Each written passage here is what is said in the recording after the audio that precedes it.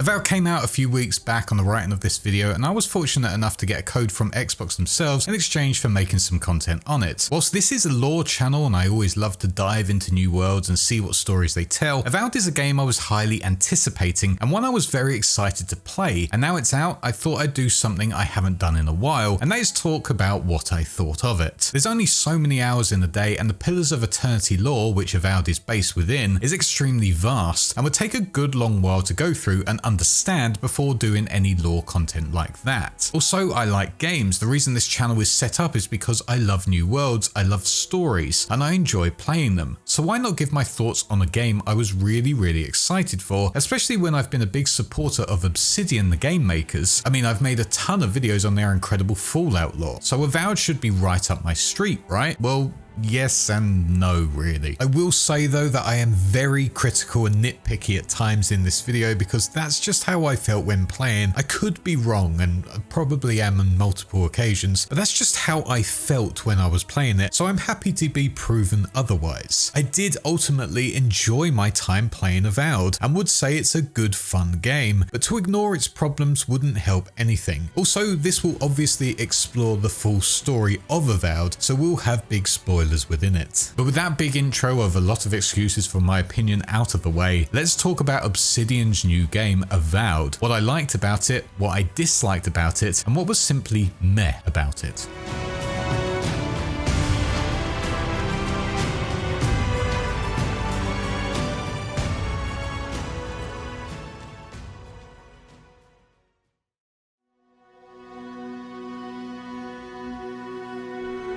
I'll start with something that I feel is Avowed's strongest points, at least to me anyway, and that is its art style. To be honest, from the off, Avowed always stood out as a strong contender because it looked unique and stood out as bright, bold and colourful fantasy game where magic fills up the screen causing beautiful looking destruction. Even the artwork on the box stood out immediately. The generic grey skeleton being taken over by the colourful trees, roots and mushrooms that are taking over the rest of the body, as well as some of the locations at the heart of the body. It looks good. It actually looks interesting as an art style, and honestly, if I didn't know anything about Avowed and saw this on a game shelf, if one existed in the shop anymore, I would definitely have been interested and would have picked it up to try anyway. Clearly the team at Obsidian knows how they want this universe of Pillars of Eternity to look, and in terms of art style, not graphical and technical performance mind you, but in terms of art style, I think this game looks absolutely stunning. Each vista and each zone has its own unique look, and they're really nicely crafted. From the flora out in the wilds to the ancient ruins, the skyboxes, especially in the later part of the game in the garden and Galawain's Tusk, are something special. And best of all, I think in terms of overall lore, they paint a good picture for us about what these areas are known for and what happens within them. They show us the struggles of the people from the Living Lands, because whilst we will talk about the main story in a minute, the Living Lands is ultimately the main character of this game, and the art style team and the location designers have done a great job in my opinion in showing us what happens in this part of the world and how different areas differ from one another. I really love the dwarven homeland of the Tusk being located right next to a gigantic volcano, whilst also overlooking a magical untouched garden that spews tons of bright colourful magic into the air. The two massive entities really give this polarizing image where the destructive power of fire, rocks and lava stand opposing the green, pure nature of the garden. In terms of symbology, at this point in the game, I think it's really good. Seeing these handcrafted zones and their differences just makes me think about Starfield and how I was so disappointed with the many places you go to that just don't stand out. Bringing it back and making it smaller with more focus on condensed areas makes it so much more engaging and somewhat personal. And as you'll see throughout this video with the many problems I see with the story etc, when you have nice worlds to explore and witness, it doesn't really matter too much that the story is bad or the companions are lacking. If you have the worlds that are fun to explore, that can make the difference, and that's why I have to give it its credit. Because of this, I just felt exploring was fun. I enjoyed going out looking for enemy camps and bosses. I enjoyed looking through ancient ruins and caves and finding small puzzles to solve to get loot at the end. If I had to just rate this game on its exploration and its design, I'd give it almost full marks. It's not perfect, I mean I don't think every area is the most engaging to explore, but it certainly kept me playing Avowed more than I felt like sometimes. On top of that, having loot making sounds like a glimmer of glitter ringing in your ears makes you just want to follow it. Yes, you feel like a little little magpie at times looking on the ground for bodies with loot and crafting ingredients, but when in a ruin and you hear that sound, you just want to go and explore, and if it's in a place that you can see but can't get to, the puzzle solving brain kicks in and you just want to find it. That for me is engaging, and I just love doing that. I could have explored all of Avowed zones really easily, and because they are condensed areas, it didn't feel too daunting ticking off the side quests and revealing the whole map like it does with some Ubisoft games or Horizon Forbidden West for example, which honestly felt like a chore at times. After a big story beat as well, it was nice to see all of the regions change depending on your choices. Granted, the choices aren't amazing as we will explore in a bit, but within Shatterscarp for example, the world was a vast desert with patches of the soul plague of the Dream Scourge taken over. But by the end of the story within this part of the world, the whole outside of the city was coated in plague and mushrooms, and it just gave a different aesthetic which was really nice to see. The only problem I'd say with this was that I was finished with this area and had no need to stay, but regardless it did look cool, and to be honest, if I did explore, I think I would have gone on to see new things and maybe some new encounters. I have my problems with how the races actually work within the world of Avowed, but in terms of visual design, I think they did a good job here as well. Dwarves have their own brutalistic style of armor which fits with their surroundings. They also have things dotted about their city which gives you an idea of how they live, like all of the beetles housed behind the chef's cooking area, helping you understand what they eat in this barren zone. The Rauatau use more of an eastern aesthetic for their armor and seem to be a coastal race, or at least one that focuses on sea warfare and living, and that is clear with how they also set up their homes with fishing nets on their buildings and almost ship-like designs of their cities. The Orlans, although there aren't many you actually meet, seem to have this roguish nature to them, which would imply that they are more stealthy and outlandish and don't conform to the norms. I like the designs of all of the races, and of course they come from the Pillars of Eternity universe, so it's sort of a copy and paste job for their designs, but I do think they look good within this game in the Unreal Engine Obsidian have chosen to go with. I'm pretty disappointed with the godlike, however, them being pretty much non-existent is a real shame, especially as the godlike we go as with the mushrooms on their head is just a bit odd. Granted, we can turn that off and you don't have to look at it, but I don't know, it's fitting for the narrative, but not the best design for me personally. That said, there is another godlike you meet which was pretty cool, and I love the golden approach, but apart from that, it's a bit upsetting that the godlike aren't in the game apart from just your character, the golden one, and of course Ludwin to some extent, which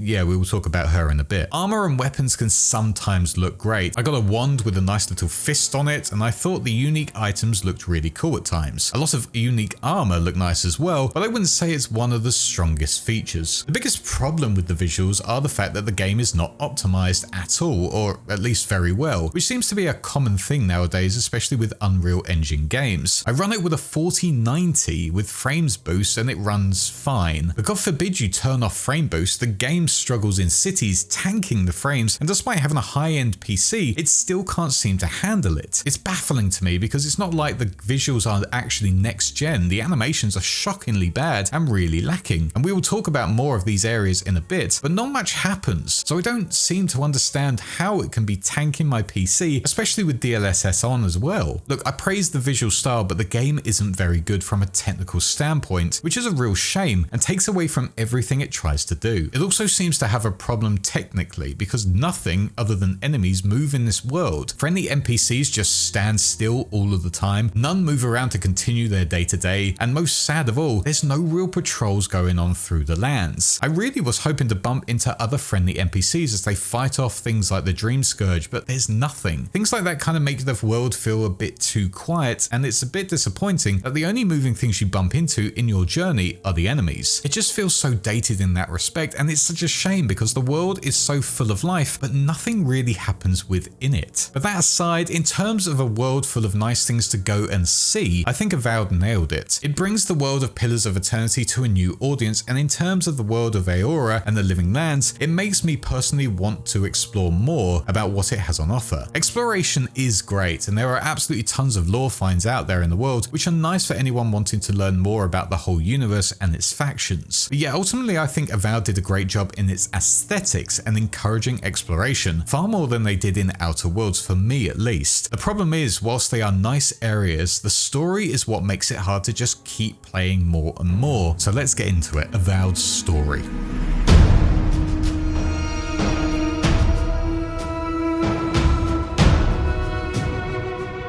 the surface, I actually think Avowed's story is a good idea. It looks at a neutral land that is not only facing its own problems with the people settling there, it's also facing a brutal empire wanting to absorb it into itself for its resources and everything else. Whilst also the gods of Aora fight amongst themselves within the land. Secrets are housed down below, races have been sold lies about what they are actually there to do, gods aren't always what they seem to be, and there's also the subtle messaging about war and how it affects people, nature, and the ecosystem. Civilization doesn't always mean it'll make the world better or easier, something that was also a focus in Red Dead 2, but that's not me saying those games share anything in common. Red Dead's storytelling is an incredible masterpiece of well-written dialogue, characters, and story beats. Avowed's writing is definitely not on that level at all, and unfortunately its characters are also pretty forgettable. Ultimately, you are a godlike, a child of a god that no one knows of. Even you do not know who you belong to. Eventually, after a series of events including your death and resurrection, you get reacquainted with your secret hidden away god, the god of the living lands known as Sabadell, who has been imprisoned and has been trying to escape for years. Your task is to help them out so you can ultimately stop a soul plague called the Dream Scourge taking over the whole of the land. As I say, on paper it sounds like a good story, but its execution is just bad. When you get the voice in your head, I immediately thought of Baldur's Gate 3 and the Mind Flayer, which most people have as well. But the Mind Flayer spoke to you like you were a real person. It made you feel like you have a genuine connection. They wanted to know what you thought. They wanted to express to you what was going on in the world. They speak like a real person would. Sabadell does not speak like that. She speaks like someone who wants to sound poetic and someone who wants to speak like a Shakespearean narrator. It's all super cryptic, and whilst at first it might sound interesting, making you want to know who or what is communicating with you, after a while you just wish they would go away because it's almost all of the time. Early on especially, as a lot of the time you'll go to the camp, a safe spot where you can just relax before going back into the action, but you'll be plunged into a philosophical debate with her where the visuals remain static throughout, and honestly for me these moments really frustrated me and took me out of the world completely. It's such a dramatic change in pace from the fast-paced parkour and action going on around. It's funny because I also feel like the writers knew it would annoy some players because a lot of the dialogue choices consist of things like, I just want to sleep, why do you have to talk to me, and can't you just leave me alone? If dialogue options like that exist multiple times during a campaign, maybe that says a lot about being constantly interrupted during this journey. I do completely get what they were trying to do with the voice in your head. Sabadell was meant to be challenging you on your actions, meant to make you try and understand the world around you. The problem is she just is not engaging as a character. The dialogue is long, boring, and is always cryptic. It isn't regular English sentences like you had with the Mind Flayer or other characters. I mean, take Johnny Silverhand for example from Cyberpunk, another voice in your head. It will constantly go on about your decisions, make you question if what you're doing is the right choice or if you've gone against your principles. This can just be an occasional quip or it can be an actual full conversation, but it feels human. It feels like your subconscious is talking to you. You actually care what they think when you do things, and you don't want to upset them, at least I didn't anyway. I previously wrote a ton about why I dislike Sabadell and the lack of choices within this video, but I've come back because I changed my mind and was overly harsh on it. The choices within Avowed are pretty big, they are numerous and do change the overall endings you can get. There were times where I thought to myself, damn, how do I choose between those options? But the problem is there were a lot of choices where I didn't ultimately feel like it really impacted my overall experience. I mean, you can stop a city from burning down, or you can let it happen, or you can just not know it's even coming. There are certainly big important choices out there, and it's really nice to see from Obsidian, but I just can't help feeling like in the end I just didn't really get or see the effect of it happening. It's hard to explain what I was feeling during the playthrough of the game, because yes, there is cause and effect in Avowed's story. As I say, there are multiple endings and people's lives are in your hands. But other than the city being burnt alive because I didn't step in and take on the Steel Garrote, I honestly couldn't tell you what my choices did for the overall story and the shaping of the world. Picking between Ludwin and Sabadell at the end really was one of those choices where I thought to myself, I don't really like either of them. Sabadell is really not a good god and brought this plague to the world. Why on earth would I trust her? And Ludwin isn't exactly someone I'd ever want to be leading the world. And you could argue that that in itself is great as it's an important choice. But when I don't like either option at this point in the journey, I feel like something didn't hit me during this whole story, as these two antagonists did nothing to sway me one way or the other. There were no benefits in my eyes other than getting an ability from Sabadell, which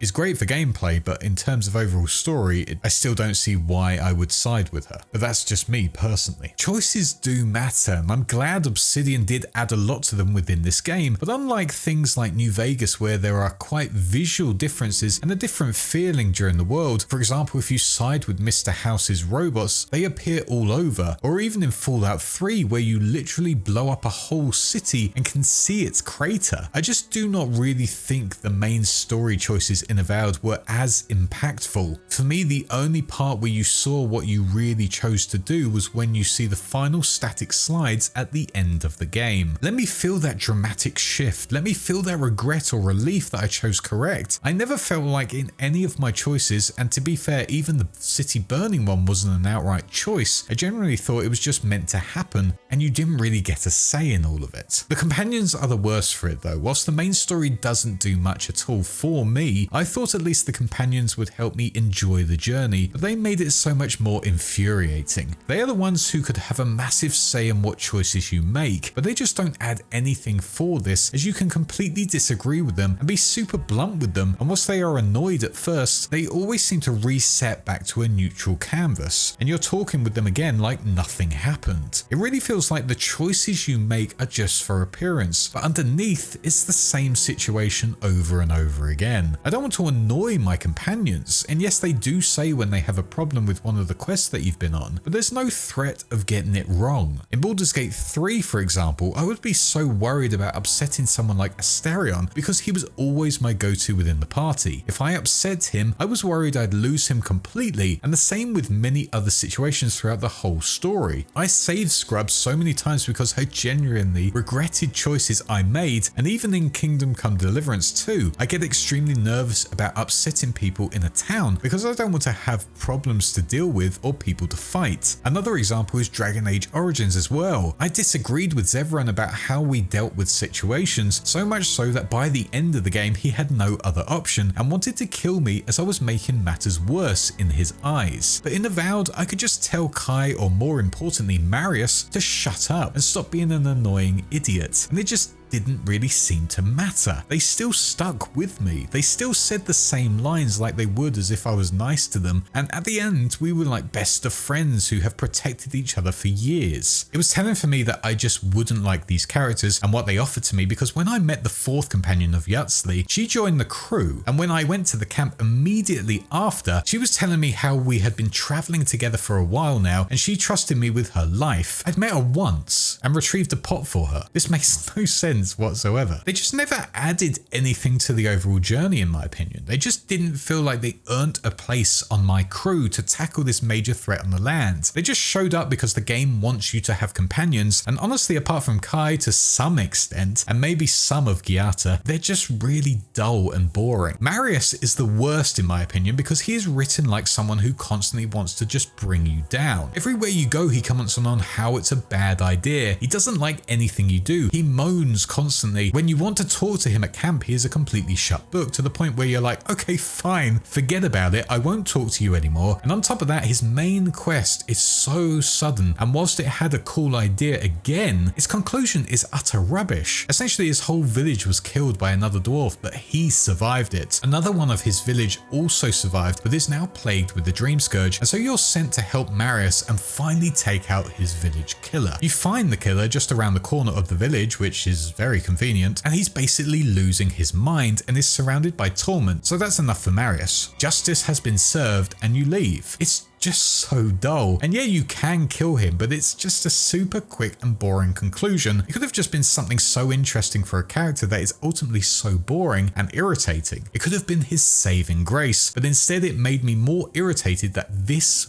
was his backstory. Just this small section. Essentially, Marius always finds a way to survive is the tagline to him. Kai as well, look, he's definitely the best companion, but that doesn't mean he's very good. In fact, whilst I love hearing the soothing voice all over again, bringing me back to Mass Effect days and the bromance with Garrus, I got to thinking, if this was a different voice actor, would I actually like Kai And honestly, not really. He's no Marius, thank God, but he's not all that interesting either. His backstory is much better than Marius's, for example, and for part of it I was loving this connection we had where he saw a lot of his past commander in our character, but most of the story is just 80% standing still dialogue and 20% going to fetch something for him. It's a somewhat interesting story, but it is just not as impactful as I hoped again, and coming from Obsidian, people who are renowned for some incredible personal stories in gaming, and it's just such a shame. If there was more real connection and actual reward and consequence to these companions, maybe I would have enjoyed spending time with them. I mean, having them in camp is quite nice where they would talk to one another about things, but I always felt like I was invading their space and that we weren't a full unit. Just a lot of exposition being spouted out by companions who I never grew to like. They just had to be part of my journey, and I wish they were more fleshed out than what we got. Side quests are no better for telling us the story, whilst there are some fun side quests out there in the Living Lands, and as said, I actually can't think of one off the top of my head, but the people you meet out there don't seem like actual interesting characters. They feel like lore books who have just speak a ton of exposition to you to help you understand more about the world you are adventuring around. None of them felt like interesting people to talk to, just simple quest givers who have to explain a new element to the city you are in now, or how the Living Lands view certain things. Some dialogue also goes on for way too long, and that's something that this game seems to do a lot with all of its stuff, be that the main story or side quests. The dialogue just goes on and on and on, sometimes to the point where you're like, yes, I get it, can you please just get on with it? I don't need to know any more information. In the main story, for example, in the 4th zone, the dwarves have to launch a mass evacuation as lava from the erupting volcano is going to destroy their home, and when you speak to their leader, instead of being in a hurry to get things done and save her citizens, she stays going off about how she never trusted a certain individual. Maybe this was all planned to start with, and how she was a fool for not seeing the signs. And during this whole exchange, I was just thinking to myself, can you stop talking? We just need to get on with it. Everyone just stands there in the world and talks as if they have never spoken to anyone else before, making it feel super video gamey and not immersive in the slightest. And also dialogue is just dull after a point. You really do just want to ignore people because you don't want to sit there listening to them. Some people spoke for a solid 10 minutes, and whilst I had some dialogue choices, I genuinely felt like I could have said anything to them and they'd have continued on talking as if I didn't exist. It's not helped by the fact that we still get those dead eyes and lack of animation in the character when talking. You can hear their emotions at times, but their face says otherwise, and it's a real shame. I think the lighting and character models look great, but when they don't show any emotion on their face, I'm immediately removed from the situation and it's really hard to care. I mean, these two characters here have lost their parents to the Dream Scourge and they need help dealing with it, ultimately needing you to put the parents out of their misery. It's a heartbreaking thing to think about, and the voice actor does a good job in crying and showing pain in her voice, but her visuals do not reflect that at all. It just looks like she is scratching her head when delivering the line, and this happens with every engagement. A lack of facial and all-round dialogue animations makes speaking to people even more dull, especially when technology has improved so much over the years. I could accept it back in Fallout 3 and New Vegas days, but 2025 with Unreal 5,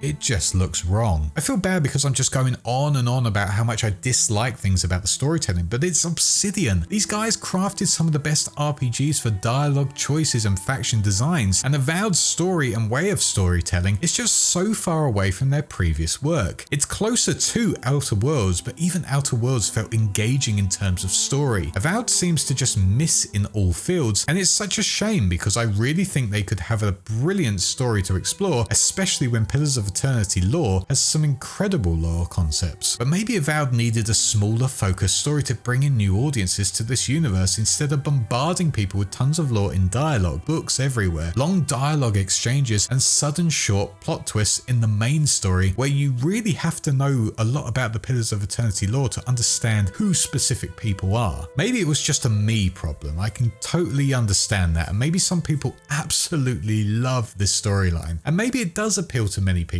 but I felt the writing was poorly executed. The companions were not engaging enough to really have a bond with them, for me at least, even with Kai, the most popular one of the team. Animations let the dialogue down, similar in style to Mass Effect Andromeda, and actually I think it's similar in every way to that game. Sure, it's by a legendary team renowned for brilliant storytelling and memorable companions, but something went wrong here, and instead it's a forgettable story where your overall choices don't really matter too much. Sure, there are things that will change, but for me personally, it wasn't gripping enough throughout the game to make me care by the end. That said, however, it does share another big similarity with Mass Effect Andromeda, and that is a fun, responsive combat which feels really good and is the saving grace for the game.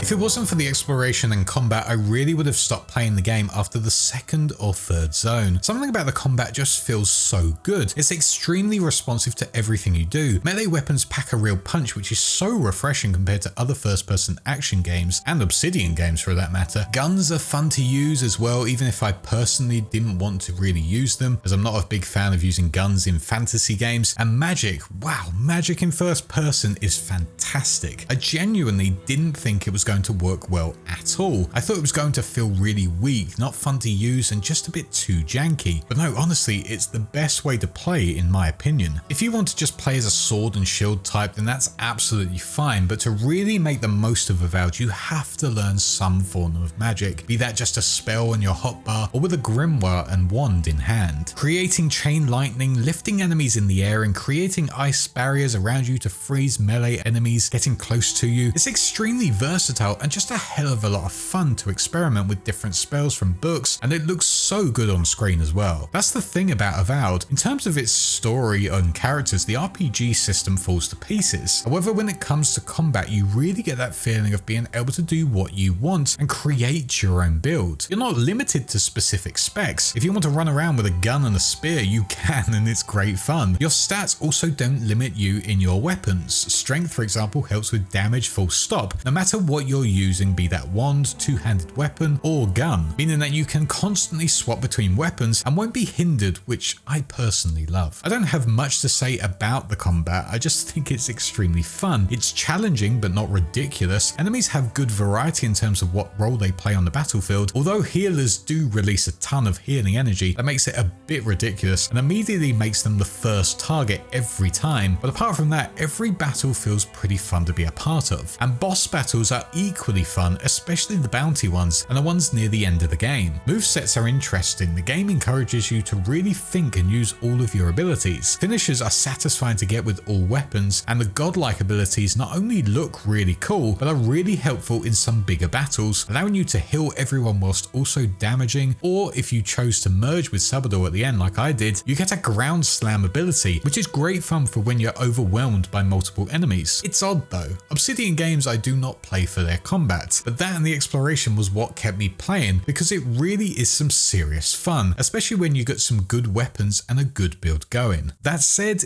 it's not perfect. For some reason, the loot economy seems way off. You can do every side mission, go exploring like mad, keep up to date on upgrading items, but you always seem to get to a point where you'll be falling behind and meeting enemies higher in level than you. And you'll definitely know it because your companions will endlessly shout things like your armor is too weak, which is just infuriating after a while. Why this is a thing I do not know, but it does make some of those encounters just really annoying to fight, because you're just hit with a higher difficulty sponge of an enemy, but no way to really solve it apart from dodging just a lot and using all of your resources. I literally did everything in the zone, and apparently I was still under armored, and yeah, that's just irritating honestly. Speaking of companions, I kind of wish they had a bit more of a role, or at least you could control them more. They have their abilities which they can use on their own, or you can in their hotbar, but sometimes I would have loved to place my companions in spots that would have really helped out our situation. Instead, they are just running around on their own and sometimes can just stand in traps and get bombarded by enemies. They aren't the smartest unfortunately, and just giving me that little bit more guidance for them would have really helped. I didn't really feel like they were helping me fight in battle, they were just there fighting whatever was near them. Granted, this isn't a tactical game, but I see so much of Mass Effect's DNA in it with what they wanted to do, but I feel they could have given us that little bit more of control about how your companions fight and where they go within the battle. Loot is also a bit of a problem, there's really not much of it, and the thing you're really looking for is unique weapons, because everything else is just a bit boring and it takes ages to find something of interest. Most of the time you're just heading back to camp to upgrade the weapon you have, and you'll spend tons of resources on upgrading it, then suddenly after hours of having the same weapon you'll encounter one one that is just a bit better and the cycle just continues. I just wish there was more variety in weaponry other than just going through the color rankings. Unique weapons are awesome when you get one, but they are too far between, and you get them from completing quests and not through exploration as much, meaning your loot experience is most of the time gathering tons of upgrade resources, and personally after a while, finding a chest was pretty anticlimactic. And speaking of which, companion outfits are utterly pointless. This version I was given was the premium edition to get it early, and also came with 2 costumes for each companion. But not only is one of them just a black version, which is super boring, for those who didn't pay, there is no way to make these companions stand out or customize them. I don't know why, but recently companion style games seem to be taking away the choice for you to give them armor and weaponry. Instead, they have to look a certain way and they have to use a specific weapon. And in an RPG, I just think that's not on. Dragon Age Veilguard did it where there was very little customization for companions, and Avowed has pretty much none of that at all. I thought maybe in my travels I'd unlock new outfits for them, or their backstories would give them something new to wear. If you haven't got the premium edition, you cannot change them at all, and I think that honestly sucks for an RPG. Sometimes I got unique weapons and armor that I would have loved to have given to companions, like a really cool time-slowing bow that Marius could have, but no, they can't have your weapons. And I just stored it away as I personally didn't take to archery. I suppose my biggest gripe is if you give us companions in a video game, please let us control their actions, let us customize them, otherwise why are they really there? The most significant problem with Avowed's gameplay, for me anyway, is how the world does not react to anything you do when out and about. You can do anything in town and no one seems to care. You can walk into someone's house and grab food and open their chests and not a thing will be said. You can even picklock their chests right in front of them and they just don't seem bothered. You can walk up to someone's corpse who has just recently died in a recent attack and loot them, and no one, not even your companions, will really care. Honestly, it's like I was saying earlier, the world is so static and unresponsive that it just feels like you've been dropped into a completely empty world for you to just look around at, but do not touch anything, mind. But I don't want that at all. I want to have a world that reacts to my actions, and this might get some hate, but yes, like the Elder Scrolls games and the Fallout games. I want to know that if I cause trouble in the city, there will be guards attacking me, but nothing happens here. You can't attack people, you can't steal, you can't fight people talking about you or anything, nothing. They just stand there like parts of the furniture, and it's like I was saying, there is literally no point in going to the city apart from the traders there. You are seen as an enemy to some people of the living lands, so I'm really surprised there is literally no way to get on people's bad side or have a reputation system. Instead, you can just swing a sword at people's heads and they won't bat an eye. Granted, there are some dialogue options for if you helped do something in the previous zone, and because of that, they will give you a new option or open some new dialogue, but it's not the most fleshed out of systems. For an RPG game, I think this is just a poor choice, and I'm just really surprised at Obsidian. So to summarize, and this is going to sound mad, but apart from all of the ranting that I've gone about everything that I dislike about the game, I did enjoy playing it. But my problem is I wanted Avowed to be a game I immersed myself in, with a rich, engaging story where my choices really mattered, and there were some exciting characters to meet along the way, ones where I would get excited to learn more about them. But instead I'm left with a game that is incredibly fun to play but doesn't grip me with its narrative or any of its characters. Sure, it has some positives, but I can't help but think of the negatives any time I am going somewhere in the game. Fighting enemies can only get you so far in a game. There needs to be urgency for why you are doing what you are doing, and apart from some very small moments of interest in the main story, it just bored me after a while. And I hate saying that because I wanted Avowed to be good. I wanted this series to be a strong contender in the future, because we need more fantasy games like this, and the Pillars of Eternity world needs to reach a bigger audience. We're waiting for so long for the next Elder Scrolls game. Really, Avowed had an open market and could have followed in suit of things like Baldur's Gate 3 for another contender for a big franchise, but they just messed up. Unfortunately, I cannot see anything that makes Avowed a standout title. It's certainly not a great RPG. It's a fun action game to some extent, but it's still got major problems that many other action games do far better, and the dialogue just isn't gripping in the slightest for anyone who enjoys dialogue-heavy games. I think one of the major problems is Avowed released next to Kingdom Come Deliverance 2, and man, that game is just incredible. The story and the interactions with people in that game are next level. They are next next gen stuff and some of the best writing out there. Every NPC feels real, and there's just so much depth to all of the systems within it. Choices matter. You can majorly upset places with your actions. Even just trying to save a few coin with the trader can make them hate you. And the world just feels so incredibly alive, where NPCs respond to their role in society and their overall status. Compared to Avowed, you'd think this was Obsidian's first attempt at an RPG, and it's really sad to me that the guys who made such a rich open world of Fallout New Vegas and even a really interesting new and risky game like Pentiment would make something pretty tame like Avowed. Like I say, I wanted to love Avowed. I wanted to be invested in this game, and there were glimpses of that occasionally, but I just didn't ultimately. It's too weak of an RPG, and it's not good enough to be simply an action-adventure game. It's just a fine game to play if you have nothing else to play and want some simple combat fun. If you want a good Obsidian open world game, then this definitely isn't one, at least for me anyway.